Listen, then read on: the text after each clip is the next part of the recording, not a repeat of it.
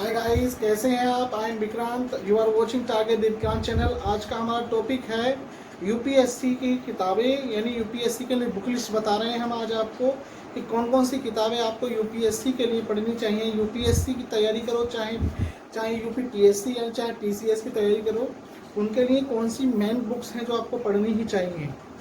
तो सबसे पहले तो आप ये समझते हैं कि यूपीएससी की तैयारी या यूपीपीएससी की तैयारी करने के लिए हमें 4 सब्जेक्ट पर बहुत कमांड बनानी पड़ती है। उन सब्जेक्ट के नाम हैं जो जिसे हम एसएसटी कहते हैं, जिसमें आपका हिस्ट्री है, ज्योग्राफी है, पॉलिटी है और इकोनॉमिक्स है। इन 4 विषयों, ये 4 स्तंभ हैं यूपीएससी के, समझ लीजिए, चाहे यूपीपीएससी के समझ लीजिए। क्योंकि ये चारों स्तंभ आपके अगर बढ़िया हैं तो आप जो है यूपीएससी को जो है बहुत अच्छे से कर पाएंगे, क्योंकि जीएस का जो वेटेज है वो बहुत ज़्यादा है अब। तो चलिए बिना किसी देरी के बात करते हैं। अगर मेरा चैनल आप पहली बार देख रहे हैं तो लाइक और सब्सक्राइब करना ना भूलें, साथ ही साथ शेयर करें ज़्यादा से ज़्यादा इस वीडियो को, जिससे कि मेरे मित्रों को, उनको भी लाभ मिल सके जो पैसे के अभाव के कारण कोचिंग नहीं ले पाते, गाइडेंस नहीं मिल पाता उनको। तो चलिए शुरुआत करते हैं। तो बुक लिस्ट है यूपीएससी के लिए। आपको सबसे पहले इतिहास विषय को देखिए, यानी हिस्ट्री विषय के लिए आपको कक्षा 6 से लेके सबसे पहले, यदि आप शुरुआत कर रहे हैं यूपीएससी की या यूपीपीएससी की, तो आपको सबसे पहले कक्षा 6 से लेकर कक्षा 12 तक की एनसीईआरटी की बुक्स पढ़नी चाहिए। एनसीईआरटी की बुक्स दिखती कैसी हैं, मैं आपको दिखा देता हूं कि एनसीईआरटी की बुक्स कैसी होती हैं या कैसी दिखती हैं। तो देखिए, ये एनसीईआरटी की बुक्स हैं। जो सबसे पहली बुक्स है हमारे अतीत, कक्षा 6 के लिए इतिहास की पाठ्य पुस्तक है। ये इस तरह की दिखती हैं एनसीईआरटी की बुक्स। ये सब एनसीईआरटी की बुक्स हैं जो इतिहास की हैं। तो पहले आपको इन बुक्स को पढ़ना होगा। उस बुक्स को पढ़ने, एनसीईआरटी को पढ़ने के बाद, जब आप एनसीईआरटी पढ़ लें तो आपको फिर क्या करना है। एनसीईआरटी पढ़ने के बाद आपको प्राचीन भारत के लिए केसी श्रीवास्तव देख लीजिए बुक्स। केसी श्रीवास्तव जो एंशिएंट के लिए बेस्ट बुक है। केसी श्रीवास्तव प्राचीन भारत का इतिहास बेस्ट बुक है। ये बुक्स आपको जरूर पढ़नी चाहिए यूपीएससी और पीसीएस के उद्देश्य से। साथ ही साथ वे विद्यार्थी जो यूजीसी नेट की तैयारी भी करते हैं इतिहास विषय से, तो उनके लिए भी बहुत महत्वपूर्ण बुक है, ये देख लीजिएगा। इसके साथ ही साथ आपको एक बुक्स और है आर.एस. शर्मा की, जो आपको पढ़नी चाहिए। देखिए, आर.एस. शर्मा की बुक्स है, बड़ी स्टैंडर्ड बुक है ये, जो आपको प्राचीन भारत के लिए पढ़नी चाहिए। तो प्राचीन भारत के लिए आप ये बुक्स और पढ़ सकते हैं। इतिहास की बात करें तो हम तो प्राचीन भारत के लिए बुक्स पढ़ सकते हैं। आप चाहें तो आप जो है उस बुक्स को पढ़िए, पहले केसी श्रीवास्तव पढ़िए, उसके बाद में ये बुक्स पढ़िएगा। सबसे पहले बात, अगर आपने एनसीईआरटी कवर नहीं करी है तो इन बुक्स को नहीं पढ़िएगा। इन बुक्स को तभी पढ़िएगा जब आपने एनसीईआरटी पढ़ ली हो, क्योंकि ये बुक्स समझ में नहीं आएंगी जब तक आपने एनसीईआरटी नहीं पढ़ी होगी। ओके। उसके बाद जब प्राचीन भारत को पढ़ लेते हैं तो उसके बाद आपको मध्यकालीन भारत के लिए सतीश चंद्रा की बुक्स को पढ़ना चाहिए, जो 2 वॉल्यूम में आती है। देखिए, इस तरह की दिखती है सतीश चंद्रा की बुक्स, वॉल्यूम ये है सतीश चंद्रा की बुक्स, मध्यकालीन भारत। आप देखिए, 2 बुक्स हैं ये, जो मध्यकालीन भारत के लिए बेस्ट बुक हैं। तो आप इन बुक्स को पढ़ सकते हैं। मध्यकालीन हिस्ट्री तैयार करने के लिए आप इन बुक्स को पढ़िएगा जरूर। और आधुनिक भारत के इतिहास पढ़ने के लिए साथ ही साथ अभी हरिश्चंद्र वर्मा की भी मध्यकालीन इतिहास पर 2 बुक्स आती हैं, इनको भी आप देख सकते हैं। बढ़िया बुक्स हैं, ये भी बहुत स्टैंडर्ड बुक्स हैं, आप इनको भी पढ़ सकते हैं, बेस्ट बुक हैं। इनको पढ़ने के बाद आपको जो है मध्यकाल को पढ़ने के बाद आधुनिक भारत के लिए आपको पढ़ना चाहिए स्पेक्ट्रम की बुक है। देखिए, मैं दिखा देता हूँ स्पेक्ट्रम की बुक दिखती कैसी है। तो स्पेक्ट्रम की ये बुक है जो आपको पढ़नी ही चाहिए आधुनिक भारत के लिए। अहीर इसके लेखक हैं, ये जो है राजीव अहीर इसके लेखक हैं। आपको हिंदी इंग्लिश दोनों ही मिल जाएगी। ये है आपकी आधुनिक भारत के लिए बेस्ट बुक है, आप इसको पढ़िए। साथ ही साथ आप सुमित सरकार को पढ़ सकते हैं आधुनिक भारत के लिए। सुमित सरकार को पढ़ सकते हैं, तो ये बेस्ट बुक है। ये भी सुमित सरकार आधुनिक भारत के लिए, आप इसको पढ़ सकते हैं। साथ ही साथ बिपिन चंद्रा की बुक्स आती है, देखिए, आधुनिक भारत का इतिहास। ये बुक्स भी आप जरूर पढ़िएगा। इतिहास कंप्लीट करने के लिए, यानी यदि हिस्ट्री का ही अगर हम पोर्शन देख रहे हैं तो हमें 6 से लेकर 12 तक की किताबें पढ़नी है एनसीईआरटी, उसके बाद ये स्टैंडर्ड बुक्स पढ़नी है। उसके बाद आपको ये आज़ादी के बाद भारत, ये बुक्स देख लीजिएगा।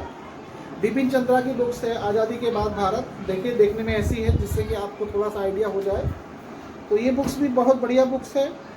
साथ ही रामचंद्र गुहा की है भारत गांधी के बाद, यानी भारत गांधी के बाद रामचंद्र गुहा इतिहासकार हैं, बड़े प्रसिद्ध इतिहासकार हैं, आए दिन उनके अखबार में लेख आते रहते हैं, तो उनकी आप किताब पढ़ सकते हैं।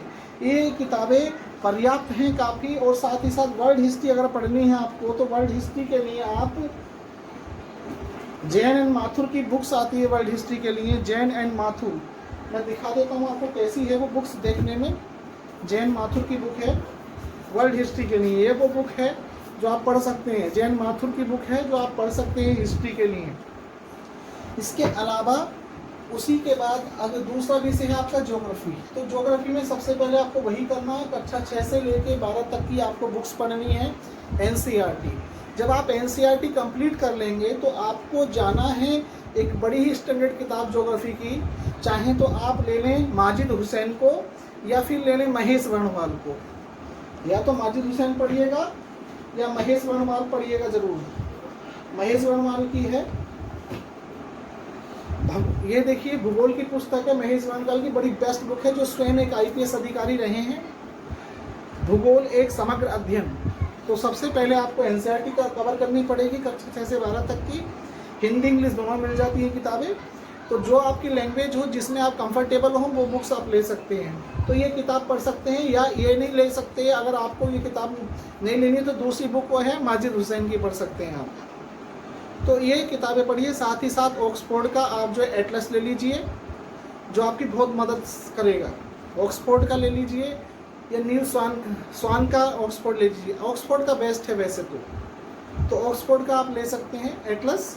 साथ ही साथ आप इस किताब को जरूर पढ़िए। और साथ ही साथ सबसे पहले आपको पढ़नी है कक्षा 6 से लेकर 12 तक की एनसीईआरटी। ओके, इसी से आपका कवर हो जाएगा भूगोल।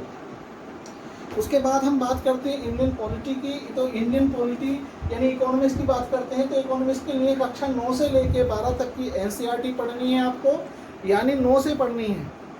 कक्षा 9 से 12 की एनसीईआरटी पढ़नी है। उसके बाद आपको इकोनॉमिक्स में बुक्स है जो बड़े पॉपुलर लेखक रहे हैं, उनकी बुक्स है। देखिए भारतीय अर्थव्यवस्था, तो रमेश सिंह की ये बुक्स है जो यूपीएससी के लिए खासकर बनी है। ये बुक्स हर यूपीएससी की तैयारी करने वाला, यूपीपीएससी की तैयारी करने इस बुक्स को पढ़ता है। तो इस बुक्स को पढ़ सकते हैं आप। भारतीय अर्थव्यवस्था है, रमेश सिंह की बुक है। पहले आपको पढ़नी है कक्षा 9 से लेकर 12 तक की एनसीईआरटी, तब उसके बाद इस पुस्तक को पढ़ना है। साथ ही साथ आपको जो है इंडिया इकोनॉमिक सर्वे आता है, उसको पढ़ना है। तो इस प्रकार आपका अर्थशास्त्र पूरा कंप्लीट हो जाएगा, फिर आपको ज़्यादा दिक्कत नहीं आएगी।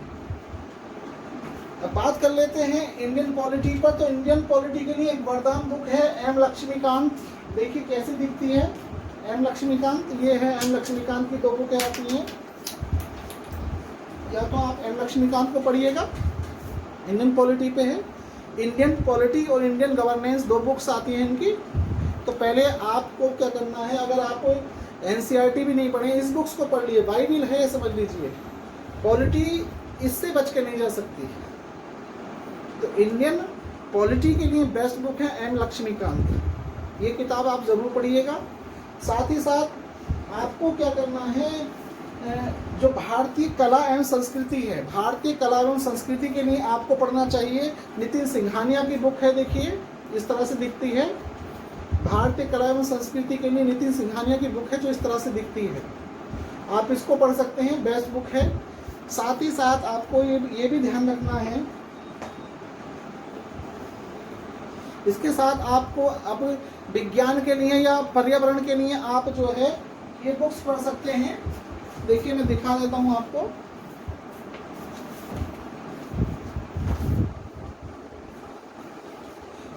पर्यावरण के लिए पढ़ सकते हैं आप, पर्यावरण एवं परिस्थिति के लिए पढ़ सकते हैं आप। ये दृष्टि वालों की बुक्स है, आप इसको पढ़ सकते हैं पर्यावरण के लिए। या पर्यावरण के लिए आप इस बुक को पढ़ सकते हैं। तो बेस्ट बुक है ये, अगर आप इसको पढ़ सकते हैं तो इसको पढ़िए ना। शंकर IAS के नोट्स भी मिल जाएंगे आपको इस बुक्स पर। साथ ही साथ अगर आपको विज्ञान के लिए जनरल विज्ञान पढ़ना है तो TMH गाइड है, देखिए आप इसको पढ़ सकते हैं। सामान्य विज्ञान की गाइड है, सिलवंत सिंह इसके लेखक हैं, टाटा मैकग्रा हिल की ये पुस्तक है, तो आप इसको पढ़ सकते हैं विज्ञान के लिए। साथ ही साथ आपको जो है मंथली मैगजीन आपको पढ़नी होगी। मंथली मैगजीन में आप देखिए, आप कुरुक्षेत्र पढ़ सकते हैं, योजना पढ़ना चाहिए आपको, कुरुक्षेत्र योजना। साथ ही साथ आपको क्रॉनिकल बेस्ट बुक है, क्रॉनिकल ले लीजिए, चाहे दृष्टि IAS की आती है बुक्स, उनमें से कोई एक आपको पढ़ना चाहिए। साथ ही साथ आपको कोई एक न्यूज़पेपर भी ज़रूर पढ़ना चाहिए। न्यूज़पेपर जैसे कि कोई राष्ट्रीय संस्करण, अगर आप अंग्रेजी में the Hindu, the Hindustan times या द हिंदू पढ़ सकते हैं। मैंने तो लगा रखा है, मुरादाबाद में से मैं सप्ताह के अखबार इकट्ठे करता हूँ, वो ला के रख लेता हूँ अपने लिए, तो उनको पढ़ता हूँ। द हिंदू पढ़ सकते हैं, द हिंदू पढ़िए। साथ ही साथ अगर आप दैनिक जागरण का राष्ट्रीय संस्करण पढ़ते हैं तो उसको पढ़ते रहिए। तो अगर आपको कोई भी चीज़ जाननी है, अच्छे तरीके से जानना चाहते हैं, तो उसके लिए सबसे पहली चीज़ है कि आपको सही से जानकारी होनी चाहिए कौन कौन सी किताबें आपको पढ़नी है। तो पहले आपको कवर करनी है NCERT, उसके बाद स्टैंडर्ड बुक पे जाना है, क्योंकि स्टैंडर्ड बुक तभी समझ में आएंगी जब आप NCERT कवर कर लोगे। यदि आपने NCERT कवर नहीं करी है तो आपको स्टैंडर्ड बुक समझ में ही नहीं आएंगी। ओके, तो ज़्यादा से ज़्यादा शेयर करिएगा इस वीडियो को, ज़्यादा से ज़्यादा लाइक करिएगा। Thank you for watching.